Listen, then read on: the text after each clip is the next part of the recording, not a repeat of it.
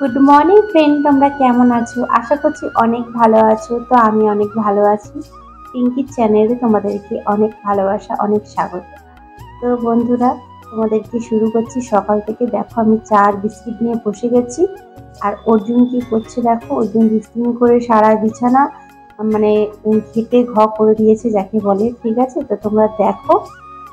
Hi guys, তোমরা কেমন আছো? আশা করছি অনেক ভালো আছো।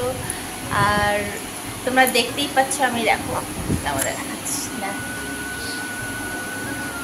কত বিস্কিট আর এক গ্লাস চা নিয়ে বসে পড়েছি খেতে। তো এটা আমার অভ্যাস, ঠিক আছে। এটা আমার অভ্যাস যে আমি এক গ্লাস চা খাই সকালবেলায়। আর সকালবেলা বলো বিকালবেলা বলো, দুবেলা আমি 2 গ্লাস চা খাই, ঠিক আছে। দুবেলা টিফিন সেরকম কিছু খাই না। টিফিন খেতে মানে যা বিস্কিট নিয়েছি, বিস্কিট আর চা, ব্যাস এইটি আমার সারাদিন চলে যাবে। তো আমার এক গ্লাস চা না হলে হয় না, মানে ঘরে কোথাও গেলে সেটা আলাদা ব্যাপার, ঘরে কথা বলছি। আর ঘরে আমি চাটা একটু তৃপ্তি করে খাই সকালবেলায় আর বিকালবেলায়, এই দুটো। তো যাই হোক, তো তোমরা কেমন আছো? আশা করছি অনেক ভালো আছো। আর আমিও মোটামুটি ভালো আছি, চলে যাচ্ছে। আর তো চলো চা করে নিয়ে আবার তোমাদের সঙ্গে ফিরছি। আর অর্জুন দেখো কিরকম দুষ্টুমি করছে। কি হচ্ছে এটা? কি নাচছো? আর বিছানার অবস্থাটা কি করেছো? এগুলো তুমি ঘুমিয়েছিলে তুমি? আর কি করেছো এগুলো গুটিয়ে? কি করেছো সব গুটিয়ে? কি করেছো এগুলো তুমি? এই দেখো চাদর টাদর লেপ টেপ কিছু গুছিয়ে রাখতে দেবে না, ওর এই বদমাইশি। ঠিক আছে, এই বাবু আমার চা পড়ে যাবে না।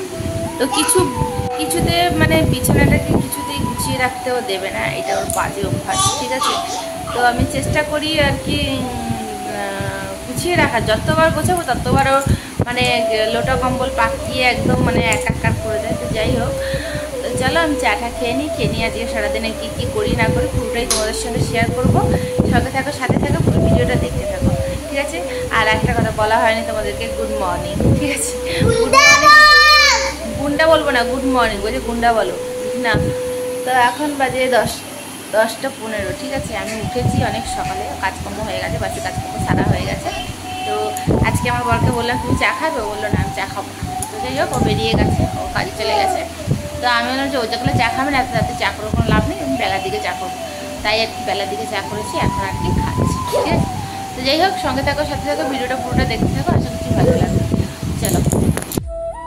তো ফ্রেন্ড, সকালবেলায় আমরা তোমাদেরকে দেখালাম সময়টা কিভাবে কাটালাম। তো তারপর আমি রান্নাঘরে চলে এসেছিলাম। এই দেখো আমার রান্না হয়ে গেছে। পটল আলু দিয়ে ডিমের ঝোল করেছি, জিরে আদা বাটা দিয়ে। আর এখানে অর্জুনের জন্য একটা ডিম সিদ্ধ রেখেছি। আর এইটা আম ভাতে দিয়েছি। তো আম ভাতেটা মাখবো। আর আমটা ওই জন্য তুলে নিচ্ছি, ভাতটা ছাড়িয়ে নিচ্ছি, কারণ আমার আম ভাতেটা না খুব ভালো লাগে খেতে। তোমাদের কার কেমন লাগে অতি অবশ্যই কমেন্টে জানিও। তো আমার আম ভাতে মাখা খেতে ভীষণ ভালো লাগে, চিনি দিয়ে, লঙ্কা দিয়ে, সর্ষের তেল, কাঁচা লঙ্কা দিয়ে। তো আমার মনে হয় আম ভাতে দিয়ে পুরো ভাত উঠে যায়, বুঝেছি তো। যাই হোক, আজকে বেশি কিছু করিনি, আজকে এই রান্না করেছি। তো এবারে আমার বরমশাই চলে এসেছে, আমি ওকে খেতে দিয়ে দিচ্ছি। তো অর্জুন তো জানো তোমরা ও কিরকম করে, ও প্রত্যেক দিন ওর বাবা খাবে, ওর বাবার ঘাড়ের উপরে উঠে যাবে। আর ওর বাবার কি বলতো, এটা ভালোই লাগে ওর বাবার, ঠিক আছে। তো যাই হোক, আমি খেতে দিয়ে দিচ্ছি। আর ও ওর মতন করে কাজ করে যাচ্ছে, আমরা আমাদের মতন করে কাজ করছি।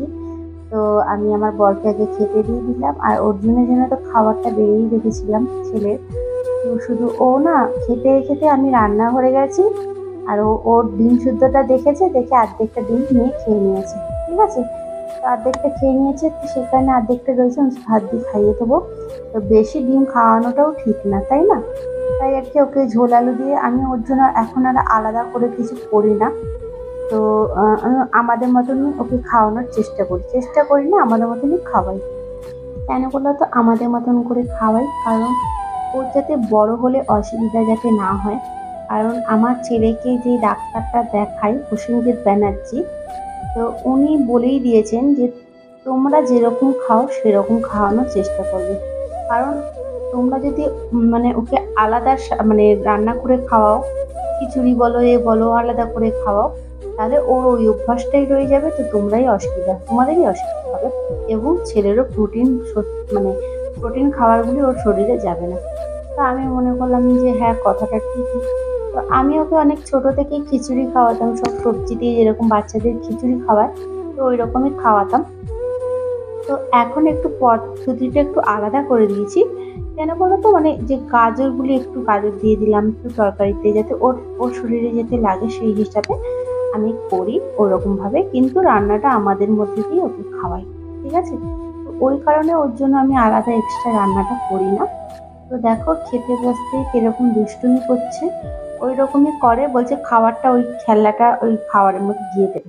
দেখেছো এরকম বদমাইশি করে।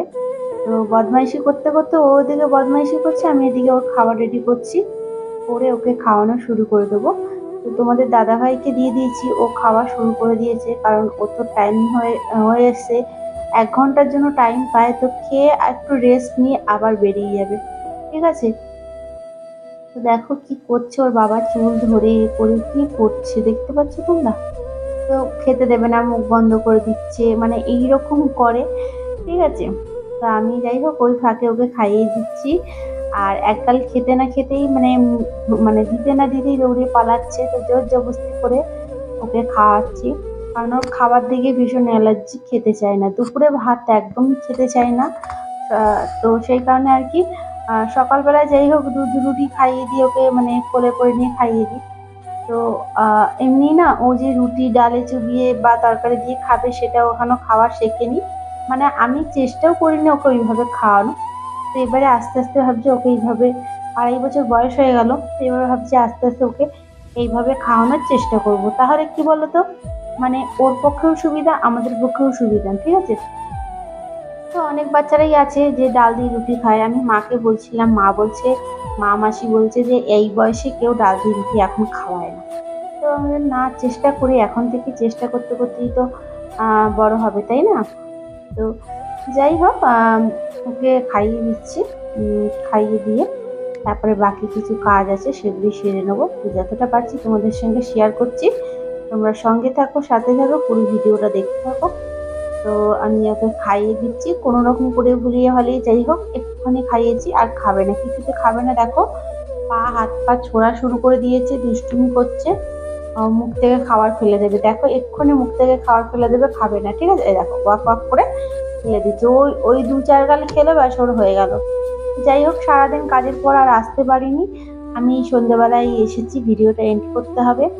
তো যাই হোক ভিডিওটা বেশি বড় করলাম না। এই দেখো মুড়ি চানাচুর, এদিকে ছেলের কটা ওই চিপস ছিল, মানে ওই কুকুরের মতন ছিল, সেগুলো খাবে না, তো আমি এদিকে খেয়ে নিচ্ছি।